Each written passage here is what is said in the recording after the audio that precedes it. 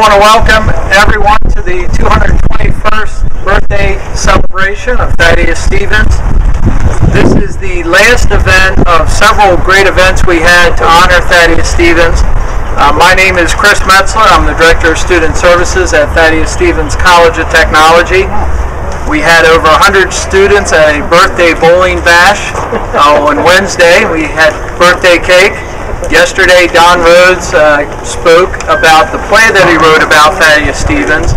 And today, we are going to honor Thaddeus Stevens, whose legacy lives on today, and you'll hear a little bit more about that through the presentation of the award given to the Thaddeus Stevens student who won an essay contest. It is a program that is sponsored by the Gorlick family. We just want to thank them for their support and acknowledge them several times throughout this program. At this time, I'd like to introduce Mr. Scott Trower, the Alumni Association President, who will say a few words. Scott?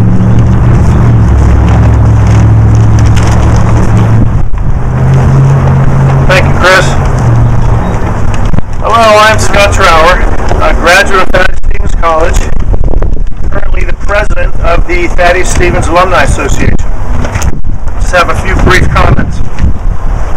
At first, I'd like to thank everyone for attending the Thaddeus Stevens Essay Contest and helping celebrate the birthday of Thaddeus Stevens, our legendary United States Congressman and benefactor of the Thaddeus Stevens College of Technology. Some people claim greatness by climbing a mountain. Some get a national applause when they score a touchdown, and some people get recognition because of their wealth. Thaddeus Stevens spent a lifetime representing the poor and the downtrodden, gaining free public education for everyone, regardless of race, creed, or color. He fought a fierce battle as chairman of the House Ways and Means Committee in funding the Civil War for the abolishment of slavery, and he made a renowned contribution in the writing and passage of the 14th Amendment. Even with all of Stevens' achievements, the nation never recognized his greatness, and Washington almost denies he ever existed. With the release of the movie Lincoln, our nation is beginning to wake up and say, tell us more about this man, Thaddeus Stevens. Here we are, 145 years after his death, and national recognition is finally coming his way. Thank you.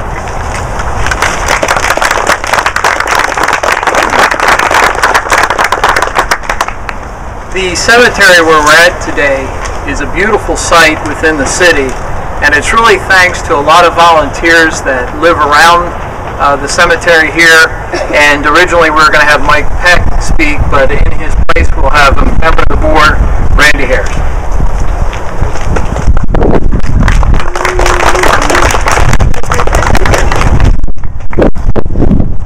Thank you, everybody. Welcome. It's great to have a wonderful place to host everybody, to have this really significant and important commemorative event. As Chris said, we are neighbors, a handful of people who are on the board of this cemetery foundation, and we have an extended family and a growing extended family of volunteers who help us maintain this property, not the least of which is the city of Lancaster, which continues to support us with some public works help and mulching a couple times a year. I'd like to thank Rick Ray, the mayor, who's standing right over here. He's got his team on the job here. There's no way that us neighbors could handle this as like an industrial scale lawn here, you know. So but we do as best we can, and we invite anybody else who's able and willing to participate. Check newspaper listings, our website and Facebook page for opportunities for helping out and activities that we plan here. We're in partnership with Ross Hetrick, who's going to speak next, with the Thaddeus Stevens Society to do some extended repairs of some of the remaining gravestones that we've repaired over the last couple of years, which was done with help from the Lancaster County Urban Enhancement Grant Program and the Commonwealth of Pennsylvania. Did work all around here and inside the cemetery, helped us make that happen. So we've had some great experiences with neighbors and getting to know more people. So thanks very much for coming, and come back again.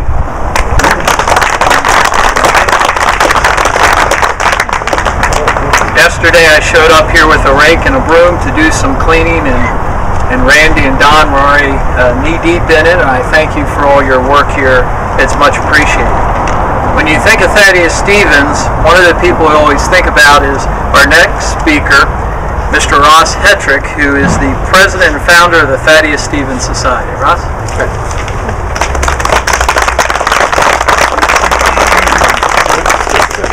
You get to hold the hat. Well, welcome everybody. This is a really great day today. As veterans of this event know, it usually is raining. So I take this as a sign that things are going to be starting to be great for Thaddeus Stevens. Today, I want to make a call to action. Action to ensure that this cemetery becomes and is maintained permanently as a showplace to equality and its chief exponent, Thaddeus Stevens. As has already been mentioned, the movie Lincoln has shown how critically important Stevens was in American history. It is now up to government, the historical organizations, and the community to ensure that this cemetery, a veritable shrine to equality, gets the attention it deserves. I would compare this cemetery to the Lincoln Memorial. While this cemetery is not as grand as the Lincoln Memorial, both are dedicated to this country's core principle that all persons are created equal. But a big difference between the memorial and this cemetery is the upkeep of the memorial is a national priority.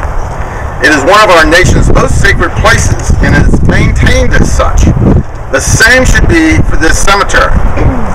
For way too long, this cemetery has been like Blanche Dubois in the play A Streetcar Named Desire, depending on the kindness of strangers. Volunteer efforts have come and gone. Right now we have a pretty good volunteer effort, as Randy Harris was just talking about, and the cemetery looks better than it has in years, and the volunteers deserve our praise. But it is now time for us to take the next step, where the city, historical organizations, and the community take a more direct role in the ownership and maintenance of the cemetery and establish an endowment to maintain the cemetery permanently. This is particularly important now since the movie Lincoln has made Thaddeus Stevens famous worldwide, and more people will be coming to visit his grave. In fact, we came up here a little early, and about 60 or 70 exchange students from England were coming here. And the leader said, "Does anybody know about Thaddeus Stevens?" And I said, I know a little bit about Thaddeus Stevens. So I gave him my little 7-minute spiel, and Chris was saying how it will get to be known that you just come over here and rub the urns and I just pop out. Something like that. But anyway, I would really want those visitors to go away thinking we are treating Thad right. Obviously, it will not be easy and it will not happen overnight, but Thaddeus Stevens fought against slavery and for equality for 40 years. The least we can do is work hard for a couple of years to ensure that his cemetery becomes the showplace of equality that it deserves. Thank you.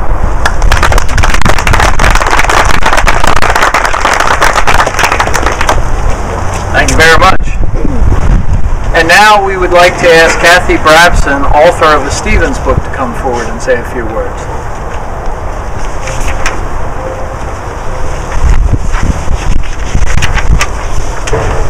Thank you, Chris, and good afternoon. Thad Stevens most certainly appreciates the work of the Thaddeus Stevens Society and the Thaddeus Stevens College of Technology in their efforts to fulfill the American promise of all men are created equal.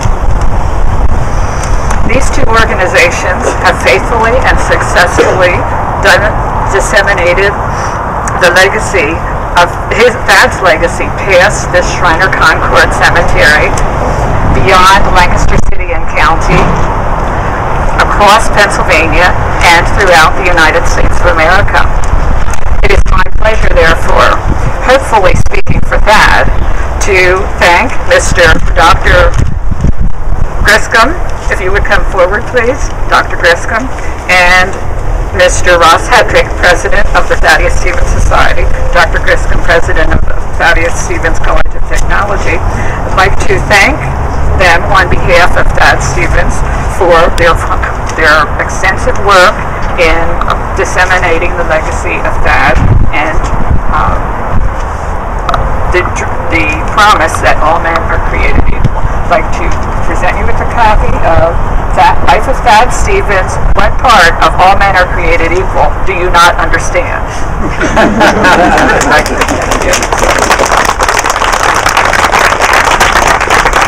Thank you, Chris.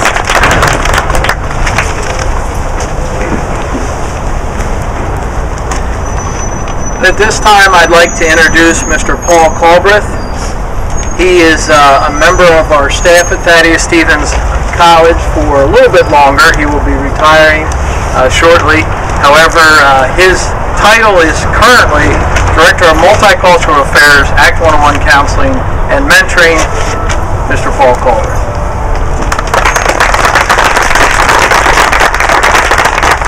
And he forgot to mention all other duties as assigned by the President.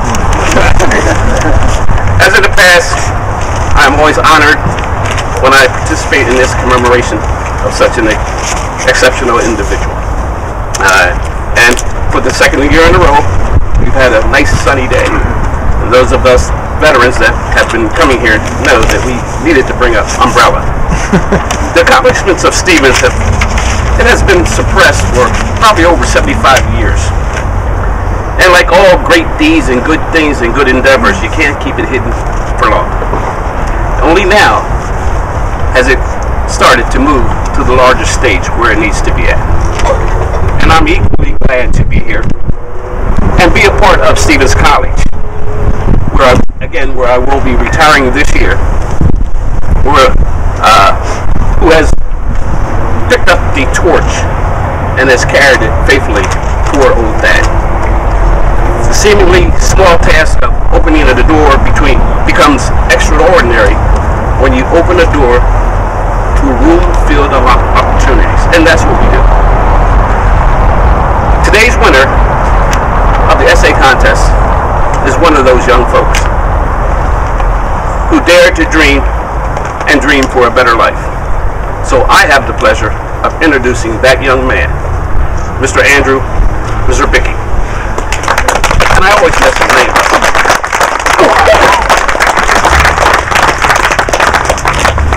Last year we started letting the winner read their essay, and so today we'll be graced with that again.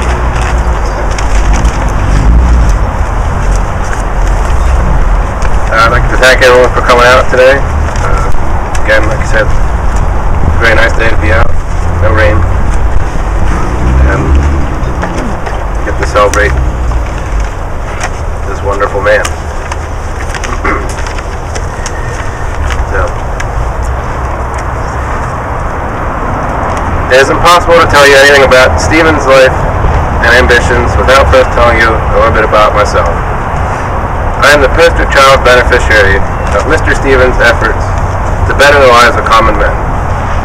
So we are inexorably linked across the centuries that separate our individual existence. Thaddeus Stevens fiercely led and supported many great causes, but today I'm focused on one: education. If not for the relentless efforts of this man to make the pursuit of education accessible to everyone, regardless of social or economic standing, I would not be where I am today, and this essay would never have been written. Stevens' life may have ended a long time ago, but his story is still being written in the pages of countless lives today. May his humble effort serve as my thanks. I am the son of two hard-working, lower middle-class people. My father drove truck making local deliveries, and my mother worked long hours as a medical transcriptionist. They raised a family of 3 children by working hard and doing their best to provide for us. In my early youth, they would shuffle themselves back and forth, often working opposite shifts, so that there was never a need for us to be in a child care facility. They worked to provide us with the essentials to get through day by day, week to week, and year to year.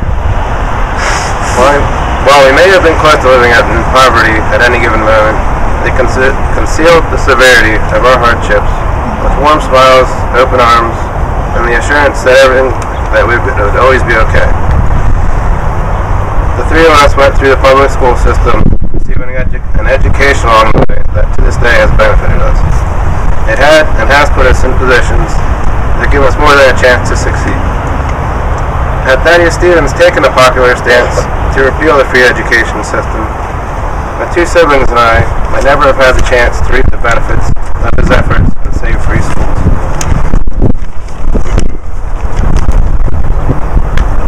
Stevens said in his persuasive speech to dissent, and I quote, "By bestowing upon the poor as well as the rich the greatest earthly boon which they are capable of receiving, for what earthly glory is there in luster and duration to that conferred by education?"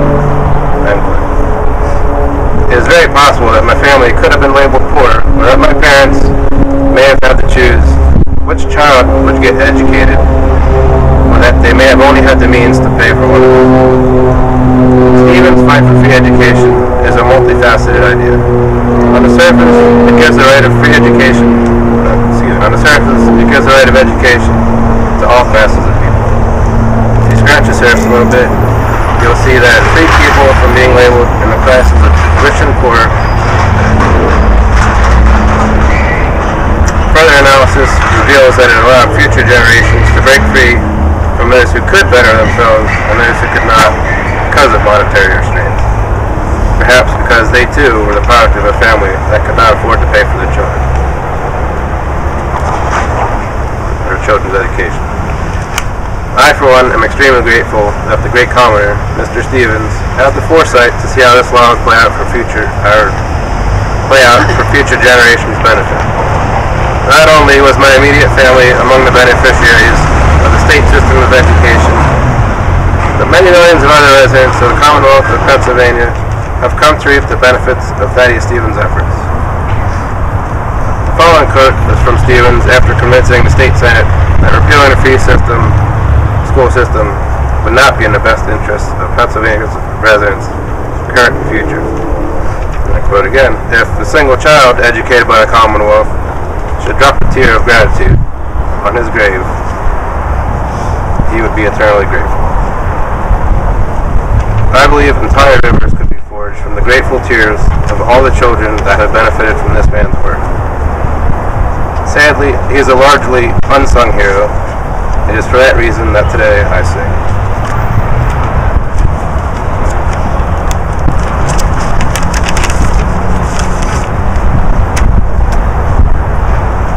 In conclusion, unpopular stances are difficult to take in any time period, regarding the popular issues that must be faced. Stevens' uphill battle over free education was one that he conquered for all of us. Hence, here I am. My graduation is looming, and soon my days at Stevens College will be far behind me. All I know is that I will never forget the man who helped me get here. I will share what I know with my son, and maybe someday he will share it with his children. Yes, Thaddeus Stevens' story is still being written in the pages of my bloodline. It is a story that will never end.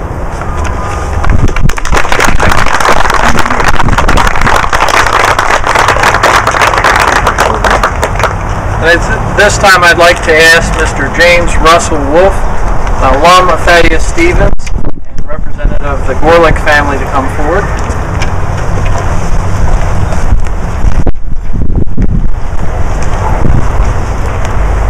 Andrew, pleasure to meet you. And on behalf of the Gorelics, I want to recognize your achievement. My parents, and I'm also an alumnus. And so that's for your essay. And they too believe in education, as Thad did. And here's a monetary award for you for winning the essay. Thanks again.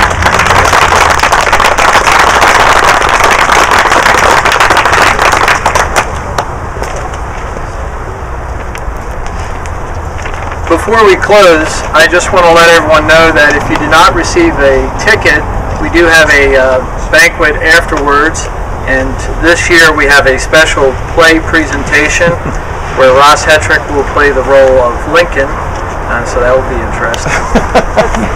But Tim, over to my left, has the little tickets, and we're meeting at the Elks Lodge, which is down here, and you simply take a left on North Cherry Street. There's parking in the back. Also, when you go in there, we ask that you select a table, place your order from that table, and return to that table so the waitresses know where to deliver your meal. We have a number of dignitaries among us that allow the message that we heard throughout the speakers of Stevens to continue. I have the fortunate opportunity every day to see lives changed through education, the spirit of Stevens, and it's something that I cherish. And some of the key figures here, Dr. Griscom, the president of our college, Alex Monroe, foundation president, president of the Alumni Association. Behind them, we have Representative Stola, big supporter of the college. It's all about education. We have the Vice President of Academic Affairs, Bill Thompson, here. And we are fortunate that we are housed in a city that not only cherishes this spot, but the college, and works very much with the college to continue to grow and do great things. Mayor Rick Gray.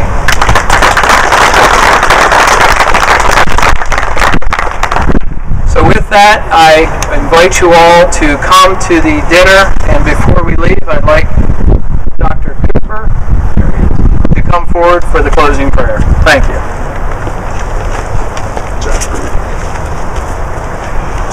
Would you bow your heads with me in prayer? Father, the words inscribed on this tombstone state the equality of man before his Creator.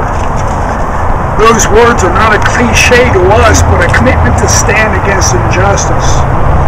For even though the breath of Thaddeus Stevens has ceased, his vision continues in us.